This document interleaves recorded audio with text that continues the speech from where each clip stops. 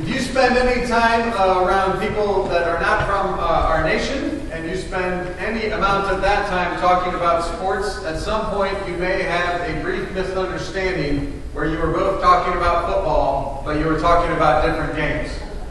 American football is played on a green grass rectangle with yard markers that are marked out. Each side has 11 players, but like in professional football, different people play offense and defense, so it's more like 22 players. Mostly it's a game played with your hands, but sometimes with your feet. And especially at the professional level, it is a very violent game, with humongous human beings having collisions that cause serious head injuries and all sorts of other harm to the human body. Now, international football, which we call soccer, totally different game, but similar, also played on a rectangle field, also marked off with yards, also 11 people on each side, except for it's usually the same 11 people, unless there's a substitution here or there. You play the game mostly with feet, unless you're the goalie, and then you can use your hands. Soccer can be a very physical game, but when compared to American football, not nearly as violent. But both things can be called football, and when you are talking to the right person, you are actually talking about very different games with very different rules. And I find this contrast between football and football to be helpful as we hear some difficult words from Jesus. Jesus comes and says, I did not come to bring peace, but division. Those are hard words to us to hear from Jesus, because that's not generally how we think of Jesus, but they're also confusing. When the resurrected Jesus comes amongst the disciples, the first thing he says is, do not be afraid, and peace be with you. My peace I give to you. I do not give as the world gives. So Jesus talks about peace in other ways that sound wonderful. And we think of peace and Jesus, we generally think of sort of a wholeness and a being settled in God. And yes, a lack of violence, but it's much deeper than that. So when Jesus says, I did not come to bring peace, that's hard to hear. And maybe it's a case of football and football. Like maybe there's different kinds of peace with different kinds of rules, and what Jesus is doing is perhaps changing the rules. You see, Jesus speaks these words in the middle of the Roman Empire, and in the middle of a stretch of time in the Roman Empire that we call the Peace of Rome, or the Pax Romana. Now, the Peace of Rome worked a certain way. There was an emperor that came along, and before that there was a lot of infighting. So they gave that emperor supreme power, and eventually those emperors were almost, were given the sense that they were gods. And so once the emperor had supreme power, then the emperor could kind of do what the emperor wanted to do. And so during the Peace of Rome, the emperor could expand the empire. Trade was fantastic. Economics in the empire grew. There was prosperity. They built roads. They built aqueducts. They did all of these things because the emperor had the power to make all of that happen. And within the borders of the empire, there was relative peace, if you think of peace simply as a lack of war with one another. But to keep the peace of Rome and to expand the empire took armies and conquered new peoples, which is violence. And when they conquered those new peoples, are they just going to go along with you? Who do you have to leave there? The army, right? You have to have a large army to keep the empire peaceful. And if you want your army to keep the empire peaceful, what do you have to do? Pay your soldiers. And probably pay them well to be away from home and doing all the things you're asking them to do. And if you're going to pay your soldiers, what do you have to do? Taxes. And who are you taxing? Well, you don't want your people that support you and keep you in power to be uncomfortable, right? So you have to tax all the poor people you just conquered. And so the Peace of Rome, while it may have been relatively war-free within the borders of the empire, was not a non-violent peace. It was enforced with armies. It was enforced with economic oppression in the form of taxes. And there was a fair bit of violence that happened within the empire. We know that Jesus was brought before Pilate. And during this trial, Pilate is kind of like, hey, I don't really see a need to crucify this guy. And you can kind of read the Gospels one way and sort of think that Pilate maybe is trying to do the right thing. But you have to understand that Pilate was known as a Jewish festival approached to crucify a couple of Jews just to make the rest of the people know that if you get out of line here at the festival time, bad things are going to happen. He was not a nice guy. He was the peace of the empire, and he enforced that peace with horrible violence. So as Jesus is standing there saying, I did not come to bring peace, it may just be that he's talking about this peace of Rome, which on the one hand is kind of peaceful, but on the other hand was not peaceful for all the people. Now I think we know what this feels like. We are the empire right now, and we have the large, well-paid army that goes out into the world, and we have a large voice with our trade policies and our economics and all the rest of that. So we could relate to it on this level, but I think it can be much more easily understood in terms of our personal lives. There was a woman who worked in an office with a boss that was tyrannical in many ways. All of the people that worked in the office felt that this boss was out of control and abusive, and so someone finally called Human Resources and said, hey, we need you to know what is going on. We are being intimidated, we are being bullied, this is a very hard place to work. And the HR person said, well, would you like to file a complaint? And the person said, no, because that will just make it worse. Trust me, we have all lived with this person and know how bad it gets. So the HR person said, well, if you don't file a complaint, and they said, no, we just want you to know what's going on. And they said, well, if you don't file a complaint, there's nothing we can do. And so they didn't file a complaint, and the boss continued to be in that place. Now, if you observed from the outside this office, there was not any open warfare amongst the co-workers. It would seem like a relatively peaceful place where people were getting their jobs done. If you looked at the performance appraisals of the boss, they all looked good. But was it a peaceful place? No, right? This one person was holding them hostage to kind of an enforced peace. And the systems, including the HR, that couldn't do anything unless you filed an official complaint, were holding them hostage in this place. I would bet that most every one of you has had either a coworker or a family member or a friend that was volatile, and everyone else kind of tiptoed around them to try to keep the peace. And so you didn't challenge things that maybe you should challenge, and you didn't maybe go to events because that person might be there, or maybe you did, but then you had to work around and try to avoid certain topics or certain encounters. Now that can look peaceful, right? We're trying to keep the peace, but it's not a deep and whole peace.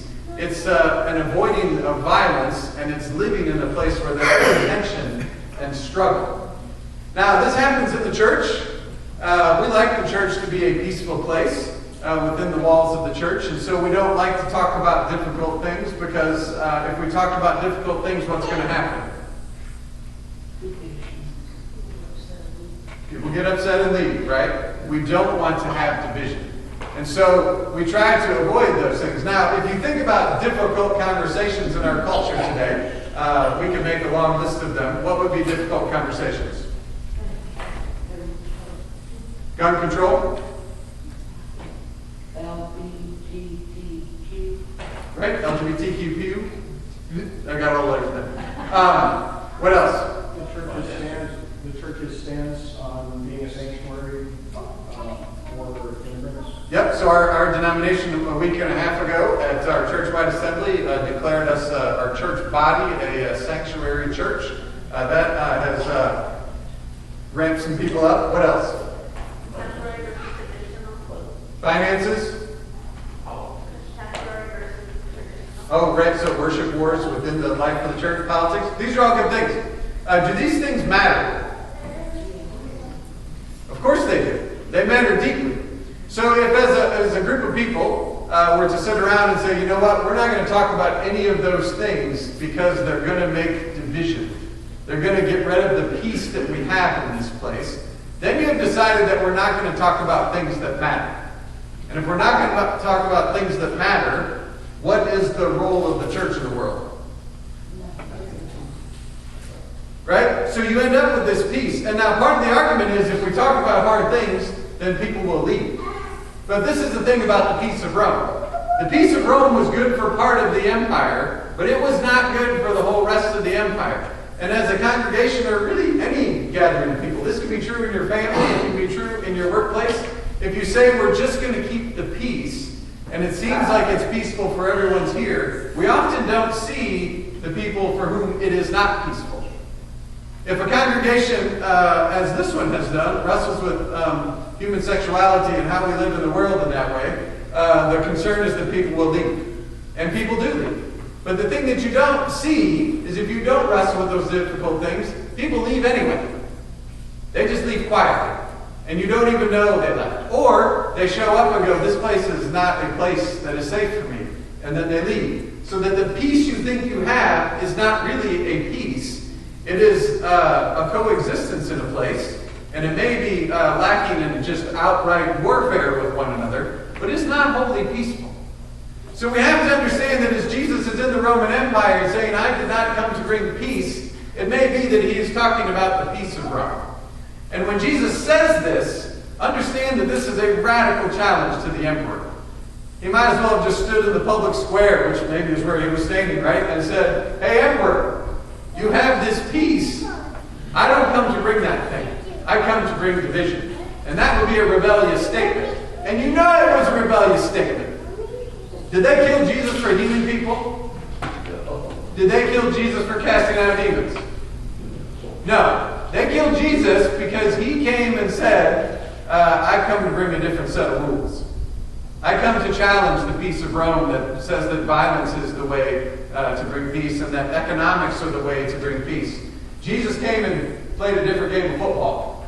And his game of football was not as violent, right? It came with challenge. It came with expectations. And he talked about the ways that we live in the world with mercy and love and compassion and grace. And it was a rebellion, but it was not a violent rebellion. So that when he is talking to Pilate, Pilate says, are you a king? And Jesus says, well, you misunderstand because you're playing by the rules of the peace of Rome. He said, my people are my followers. If they were like you, they'd fight for me, but they're not, so they aren't. In that moment, he is telling Pilate that he is playing by a different set of rules, and that set of rules is one that brings peace and mercy into the world, but a different kind of peace. And to get to that peace, Jesus has to die. But out the other side of that, Jesus comes to a place of resurrection. And what that means for us, if you listen to the early part of the text, Jesus says, I come to bring fire, and I have a baptism with which I have to be baptized. Now, at this point, you have to rewind to the beginning of the Gospel of Luke, when Jesus is about to be baptized. John says that one is coming after him who's going to be baptized with the Spirit and fire. So these words that Jesus is speaking here are a call back to baptism. When we talk about being baptized, we talk about being baptized into Jesus' death and into his resurrection. So when Jesus comes and says, I did not come to bring peace but division, he is really calling us into these waters of baptism and dying to the old rules of football, to the empire's peace, so that we can live by the peace of Jesus. Now, does living by the peace of Jesus come without consequences? No. It actually is divisive. It is very divisive. Whether it's little kids and one that stands up to the bully, or whether it's an office full of people and somebody finally says, you know what, I think what we're doing is unethical, or whether it is a church that declares itself a sanctuary church, all of these things end up creating division. The question is, why do we do these things and how do we live in that space? The emperor kept peace by using violence and economics to keep the emperor's power and to keep the emperor prosperous. When we are called into the peace that Jesus calls us to bring, it usually means that we are sacrificing of ourselves. This particular decision that our church body made a week and a half ago to declare us a sanctuary church, it actually was not part of the agenda of the assembly. It grew out of the assembly, and there was a resolution made on the floor. And amongst our clergy, it has been hotly debated about what this even means, because it wasn't a detailed list of what we're going to do. What it was a way of saying, as we've been hearing in Hebrews the past couple of weeks, is that we travel by faith. And by faith, we can look at the systems of the world that we live in and say, they're broken. That doesn't mean we have all the answers. It just means that we're living by a different set of rules, a different game of football that says whatever game we're playing is not working. And some of that has to die so that life can happen. Jesus died so that resurrection could happen. And in the world and structures that we live in, sometimes something has to die so that new life can come. So this sanctuary church declaration we have as a church body doesn't have any details yet. And because of the way we're structured, it means that it doesn't really say anything that we have to do as a congregation. It just means that our church-wide body is going to start to wrestle with what does it mean to walk alongside immigrants and refugees, which we have been doing since we got here as Lutherans several hundred years ago, right? Because we were all refugees and we were all immigrants at one point in time, except for the native peoples among us, right? So in all of that wrestling, what we can do as a congregation is say, you know what? That's a hard topic. We don't want to go there because that's going to disrupt our peace. So instead, let's just play by the rules of peace, even if those rules of peace don't gather up everybody in God's kingdom. But that's not where I think Jesus calls us. He calls us into that place where we live in the peace that he brings us. And his death and resurrection frees us to do that because we can now play by these other rules that he has given us. Is that going to be easy to do? No. Do we have to accept that that division is the final answer? No. We can actually see that that division happens and say, you know what? What does Jesus call us to do with division?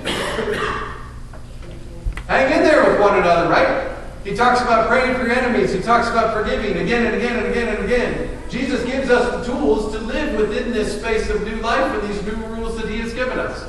And when we do that, we just might find that Jesus' peace has been here with us the whole time, and then a peace does come, not the emperor's peace, but the peace of the different football game that Jesus is teaching us to play.